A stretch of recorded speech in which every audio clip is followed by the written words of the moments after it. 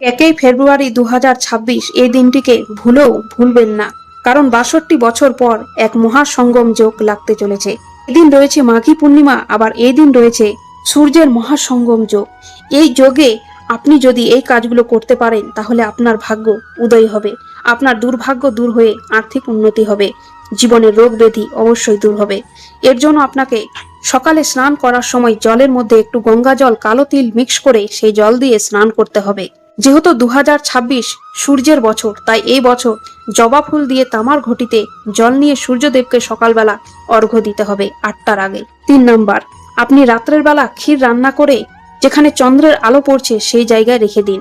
সেই চন্দ্রের আলো পড়বে এবং সেই ক্ষীরটি আপনারা সকালবেলা যদি পারেন উঠিয়ে নিন, কোনো কিছু দিয়ে ঢেকে দেবেন এবং সেই ক্ষীরটি পরিবারের সবাই মিলে খান। এই ক্ষীরটি অমৃত তৈরি হয়ে যাবে, ফলে আপনার পিতৃদোষ এবং রোগ ব্যাধি থেকে মুক্তি পাবেন, দুর্ভাগ্য দূর হবে, সফলতা আসবে জীবনে।